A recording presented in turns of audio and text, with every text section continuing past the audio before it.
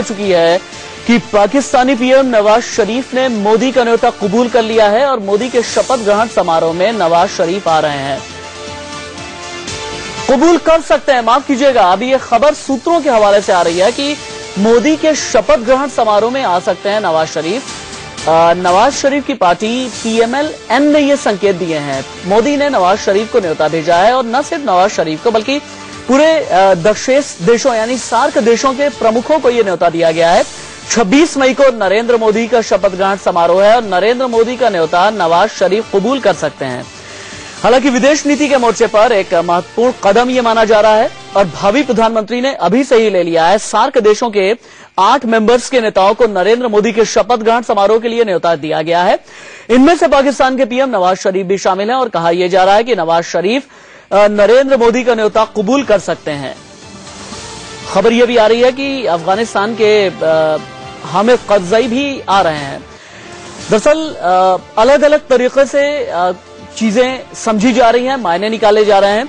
भारत की धीमी पड़ी विदेश नीति में क्या नरेंद्र मोदी फिर से जान फूकेंगे?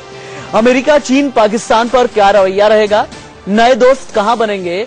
ये सब कुछ जानने की कोशिश इस वक्त हिंदुस्तान कर रहा है और नरेंद्र मोदी ने चूंकि स्टेट्समैन बनने की मिसाल पेश की है, उन्होंने सार्क देशों के नेताओं को अपने शपथ ग्रहण में शामिल होने का न्योता भेजा है और नवाज शरीफ को न्योता भेज करके उन्होंने यह साबित किया है कि बेहतरीन स्टेट्समैन वो साबित होने जा रहे हैं।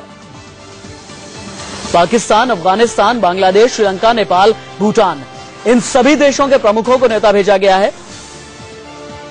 पाकिस्तान हालांकि अभी विचार कर रहा है और नवाज शरीफ की पार्टी PMLN के हवाले से खबर यह आ रही है कि नवाज शरीफ नरेंद्र मोदी का न्योता कबूल कर सकते हैं।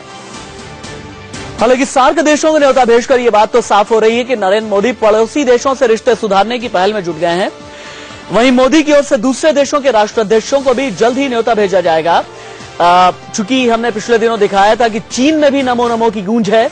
जैसे ही नरेंद्र मोदी ने ये पता चला कि नरेंद्र मोदी प्रचंड बहुमत के साथ सत्ता संभालने जा रहे हैं, वैसे ही पाकिस्तान के सुर, तेवर, कलेवर सभी कुछ बदल गए और चाइना भी ये कह रहा है, पाकिस्तान भी अभी ये कह रहा है कि मोदी के आने से भारत और इन देशों के रिश्ते सुधरने की पूरी संभावना है। साथ ही मोदी को श्रीलंका और नेपाल जैसे पड़ोसी देशों से भी संबंध सुधारना होगा। सीमा सम्मान के साथ, चाहे चीन हो चाहे पाकिस्तान हो, इन सभी के साथ बिजनेस बढ़ाने की चुनौती होगी। सबसे अहम, चूंकि नवाज शरीफ आ रहे हैं, तो सबसे अहम यह है कि पाकिस्तान प्रायोजित आतंकवाद पर लगाम लगाने की पहल किस तरीके से की जाएगी।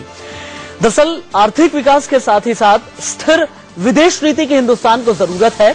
इसके लिए भारत की सॉफ्ट स्टेट वाली छवि को तोड़ना होगा, क्योंकि हमने ये देखा था कि पिछले दिनों पर्दे के पीछे से खबर यह भी आ रही थी कि संघ नरेंद्र मोदी के जरिए अपना एजेंडा बढ़ाने की कोशिश कर रहा है और इसमें नरेंद्र मोदी और साथ ही साथ बीजेपी को यह इंडिकेशन और यह मैसेज दे दिया गया है कि सॉफ्ट स्टेट की हिंदुस्तान की जो छवि है उसमें रिवाइवल होना चाहिए, उसमें एक पैराडाइम शिफ्ट बहुत जरूरी है।